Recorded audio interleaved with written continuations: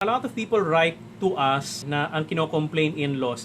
Very basic lang sagot namin lagi. It's branch issue yung mom-in-law mo. Controlling siya, nakikialam siya, wala akong peace of mind dito sa bahay. Doesn't listen to you, Doesn't blah, blah, listen blah. to me. Sila nagdidesisyon ng asawa ko, hindi ako ini-involve. Ang root issue, hindi kayo nag-live and cleave. By the way, if you're atheist, okay lang na hindi mag-live and cleave. But if you are Catholic or you are Christian, there is a command, hindi siya suggestion, to live and cleave. For a man shall leave his father and mother and be cleaved, joined together, stick together, kaya hindi pwede LDR. And usually, yung mga nag-write sa atin na, ay alam mo, ang swerte namin, nakabukod kami na we have peace of mind. Mapapansin mo yung mga messages, yung mga iba na nag-live and cleave, wala sila nung tension with the in-laws.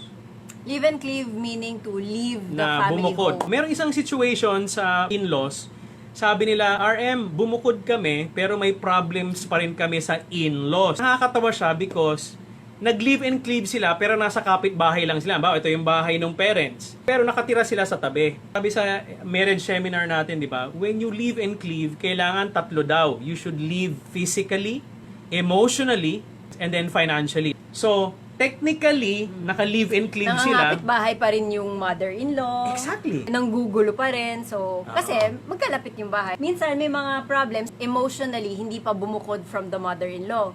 So, may connect pa rin even though malayo yung bahay. Yun. So, yun. So, ang ganda nung sinabi nung counselor tsaka nung pastor dun sa couple na, alam nyo, mag-live and cleave kayo, pero mali dahil malapit sa parents. You should live and cleave na malayo.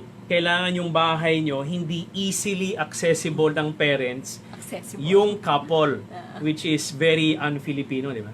But anyway, so, nung bumukod ng malayo yung couple, nawala yung tension dun sa in-laws. The thing with root issues and branch issues, usually pansin ko, especially with us din, pag meron kaming branch issue, then ako, ikaw. Tapos pag in-analyze yung root issue, ikaw pala yung problema. Finding the root issue of any branch issue is a painful process. Pero pag yun yung path na pinili niyong gawin, in the long term, mas maganda yung resulta.